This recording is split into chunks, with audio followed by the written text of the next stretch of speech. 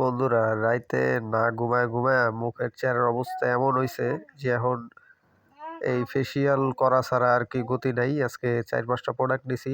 এই প্রোডাক্টগুলা দিয়ে আজকে মুখে ঘরে বইয়া আমার চিলেকোঠে বয়ে বয়ে ফেসিয়াল করবো। তো যাই হোক, ফেসিয়ালের কামটা শুরু হয়ে গেছে।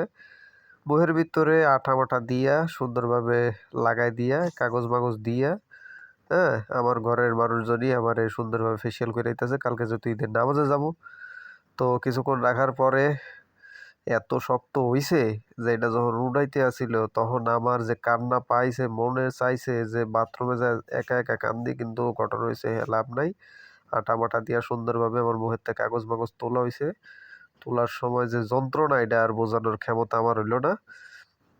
তো যাই হোক, একটা একটা করে যত কাগজ আছিল সব কাগজে উড়ানো হয়েছে। উড়ানোর পরে এখন হচ্ছে আমার মুখের অবস্থা কিরম হয় এটা হইলে আমি আপনার ঘরে দেখাবো। আসলে ভালো হয় না খারাপ হয় না কি হয়, আমার কি করলো না করলো, এই এখন আমি দেখবো। দেখি একটু চেহারাটা, কপালের একটু লাগিয়ে আছে। যাই হোক, এই কাগজগুলো উঠবো কিনা। আর এই কাগজে যে ময়লার ময়লা উঠছে রে।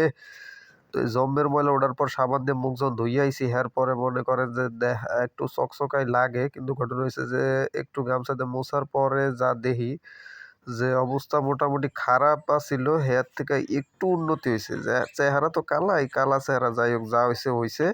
কারণ কালকে ঈদের নামাজে যাবো এই অবস্থায়। ঠিক আছে, ভালো থাকেন সবাই, বিদায়, ঈদ মোবারক সবাইকে।